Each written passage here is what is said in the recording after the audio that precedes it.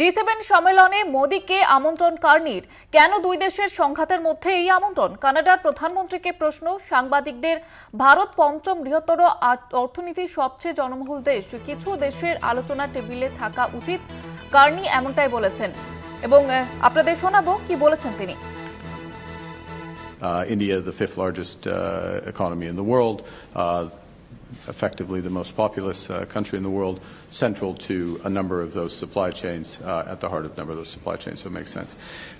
And in addition, bilaterally, we have now agreed, importantly, to continued law enforcement dialogue. So there's been some progress on that. It recognizes issues of accountability. I extended the invitation to Prime Minister Modi in that context, and he has accepted. জি7 সম্মেলনে অবশেষে ডাক পেলেন মোদি, এমনটাই জানা যাচ্ছে। আপাতত প্রধানমন্ত্রী নরেন্দ্র মোদি, আপনারা জানেন যে ইতিমধ্যে এক্স হ্যান্ডেলে পোস্ট করে নিজে এই কথা জানিয়েছেন। এ বিষয়ে আরো বিস্তারিতভাবে কথা বলবো। টেলিফোন লাইনে রয়েছেন আমাদের প্রতিনিধি অঙ্কুর ভট্টাচার্য। অঙ্কুরদা, কি জানা যাচ্ছে এই বিষয়ে?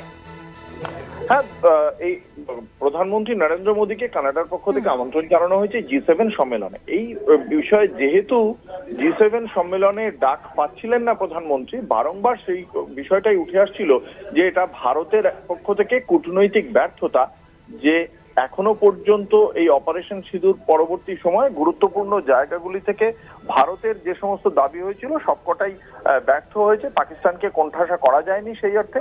অন্যদিকে জি7 এর মতো একটা গুরুত্বপূর্ণ সম্মেলনেও প্রধানমন্ত্রীর মোদির ডাক না পাওয়া, কানাডার সঙ্গে ভারতের যে সম্পর্ক আগে ছিল জাস্টিন ট্রুডোর সময়, সেই সম্পর্কে খানিকটা অবনতি হয় এবং তারপরে ব্যবসা বাণিজ্য থেকে শুরু করে অনেক কিছুতেই বেশ কিছু বিধিনিষেধ আরোপিত হয়।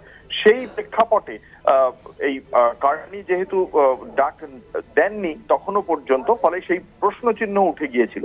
এবার যখন দুই দেশের সংঘাতের আবহের মধ্যেই শেষ পর্যন্ত আমন্ত্রণটা পাওয়া গেছে, সেখানে যখন কার্নিকে প্রশ্ন করা হয় তখন কার্নির পক্ষ থেকে যেটা বলা হয়েছিল যে ভারত পঞ্চম বৃহত্তম অর্থনীতি, সবচেয়ে জনবহুল দেশ, ফলে সেই কারণে ভারতের যে একটা গুরুত্ব রয়েছে, একটার অর্থনীতি এবং জনবহুল দেশ, যে কোনো মানে আমাদের পপুলেশনটা, আমাদের জনসংখ্যাটা যেরকম ভাবে আমাদের জন্য একটা বিড়ম্বনার বিষয়, ঠিক একই রকম ভাবে এটাই হয়তো আমাদের ইউএসপি, যে বহু বিদেশি রাষ্ট্র তারা আমাদের দেশে জানে যে তারা যদি সামান্য ব্যবসা করতে পারে তাহলে তাদের ব্যবসা ফুলে ফেপে উঠবে। ফলে আমাদেরকে কেউ চট করে আউটনাম্বার্ড করে দিতে পারে না, চট করে কেউ আমাদের তুচ্ছতাচ্ছিল্য বা উপেক্ষা করতে পারে না, এবং সেই উপেক্ষা করতে পারে না বলেই শেষ পর্যন্ত প্রধানমন্ত্রী নরেন্দ্র মোদীকে ডাকতে বাধ্য হয়েছেন কানাডার প্রধানমন্ত্রী কার্নি। এবং সেই কারণেই এই ভারতের এই জি7 এর আলোচনার টেবিলে থাকা উচিত বলে মনে করছেন কার্নি। ফলে সেই জায়গা থেকে অবশেষে প্রধানমন্ত্রী নরেন্দ্র মোদীর ডাক পাওয়াটা অবশ্যই গুরুত্বপূর্ণ। জহিতা, সঙ্গে থাকো অঙ্কুরদা।